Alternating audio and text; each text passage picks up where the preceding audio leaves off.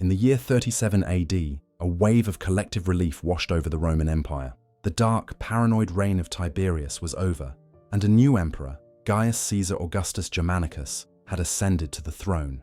He was the son of the beloved General Germanicus, and the people wept with joy in the streets, believing a savior had arrived. They nicknamed him Caligula, Little Boots, a fond reminder of the miniature soldier's uniform he wore as a child in his father's army camps. But this beloved son of Rome, within 4 short years, would force the city's most powerful men to watch as he assaulted their wives, desecrate the most sacred religious vows, and try to make his horse a consul. The story of Caligula is not merely a tale of insanity, it is a chilling exploration of a terrifying question. What happens when a mortal man is given the power of a god and has the appetites of a monster? We are about to uncover how absolute power doesn't just corrupt, it consumes until nothing is left but ruins.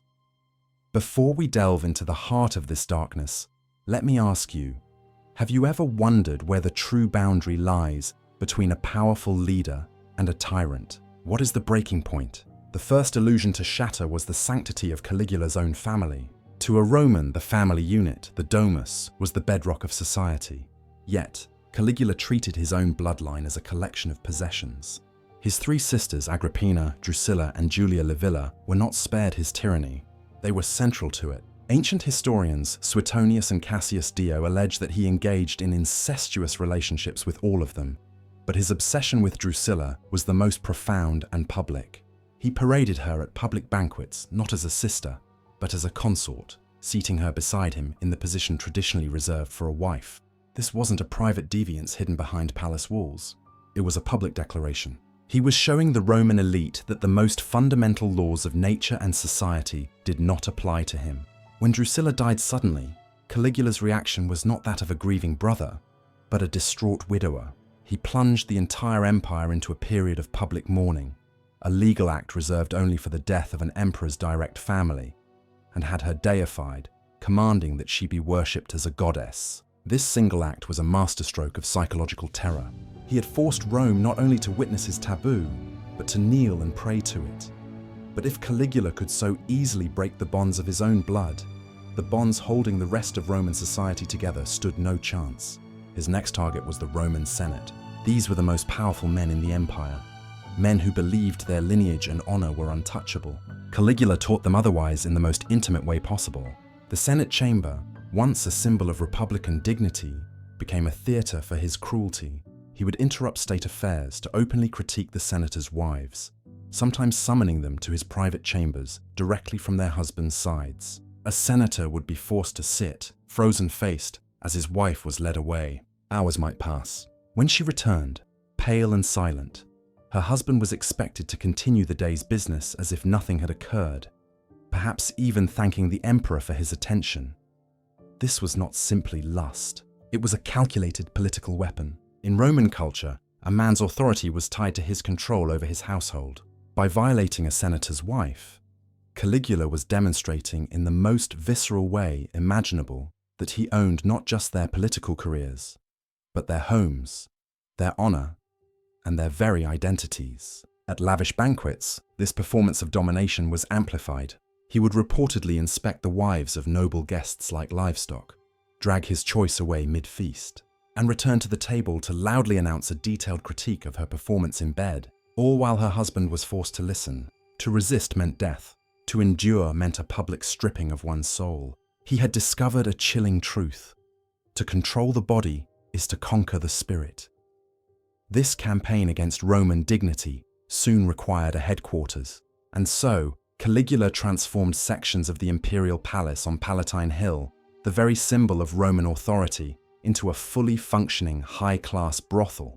But this was no ordinary establishment. The women forced to work there were not common prostitutes. They were the wives and daughters of senators and respected noblemen. Caligula became the empire's pimp-in-chief, profiting from the humiliation of the very families meant to govern alongside him. He sent out official invitations to men of rank, ordering them to attend and spend their money. The palace, once a place of law and order, became a marketplace where the currency was not coin, but the shattered dignity of Rome's elite. The symbolism was terrifying and deliberate. The heart of the empire was now a house of shame, and its master was the emperor himself. But Caligula's ambition was greater than mere earthly power. He sought to become a god, and he made Rome his stage. He declared himself a living deity, Jupiter incarnate, and ordered temples built in his honor. This divine fantasy became another tool of sexual tyranny. He targeted the Vestal virgins, priestesses sworn to 30 years of chastity and tasked with guarding the sacred flame of Rome. To violate a Vestal was one of the gravest sins in Roman religion, a sacrilege punishable by being buried alive. For Caligula, this made them an irresistible target. By allegedly desecrating their vows, he wasn't just satisfying a whim. He was proving his dominance over the gods themselves. He forced priests to conduct rituals that blurred the line between worship and orgy, twisting faith into a grotesque parody of his own ego. If even the guardians of Rome's soul were not safe, who could be? While the elite suffered a public and psychological torment, the powerless endured a silent, physical hell. For the thousands of slaves and servants who populated the palace, there was no illusion of honor to be stripped away, only bodies to be used and discarded. The ancient texts are less specific here, for the suffering of a slave was rarely considered worthy of detailed record. But we can imagine the fear in the palace kitchens and corridors. A young servant, male or female, summoned in the dead of night, knowing that resistance meant torture and compliance meant a lifetime of silent trauma. Their cries would have been absorbed by the same marble walls that heard the senator's forced flatteries. In Caligula's Rome, every level of society was trapped. The elite were caged by their fear of losing power, and the powerless were caged by their lack of it. Caligula's cruelty was a spectacle, and he used every public event to remind Romans of their bondage. At the gladiatorial games, he would sit in the imperial box, the center of 10,000 eyes, and instead of watching the arena, he would play his own games with the noblewomen seated near him. A whispered order, a forced caress, a humiliating command, all performed while the crowd roared for blood below. While the arena was filled with the performance of death, the imperial box was the site of a quieter, more profound destruction of life. Even the most sacred of ceremonies, a wedding, was not safe. In one infamous account, he interrupted the wedding of a high-ranking nobleman, Gaius Piso, by seizing the bride, Livia Orestilla, and marrying her himself. A day later, he divorced her and banished her, seemingly bored with his new toy. The act was pure psychological warfare, a demonstration that no vow, no bond, no promise of a future was safe from his momentary impulse. So why did a society built on military might and civic pride endure this for 4 years? The answer is simple and eternal: fear. Caligula had perfected the art of terror. The Praetorian Guard, his elite bodyguards, enforced his every whim. A network of informants made every whisper a potential death sentence. Senators who had once commanded legions now bowed and scraped, their spines broken by humiliation. The people, who had once hailed him as a savior, now cheered out of reflex, their joy replaced by a hollow dread. Rome was paralyzed. It had given one man the power of a god, and that god had turned out to be a monster. To challenge him was not just treason against the state, it was blasphemy against a deity of his own creation. But power built on fear is a foundation of sand. Eventually, the constant humiliation became unbearable. The whispers in the shadows grew louder. Within the Praetorian Guard, the very men tasked with protecting him, a conspiracy began to form, led by an officer named Cassius Chaerea. Chaerea was a veteran soldier whom Caligula had relentlessly mocked for his high-pitched voice. It was a petty, daily humiliation, but it was the spark that lit the fire of rebellion.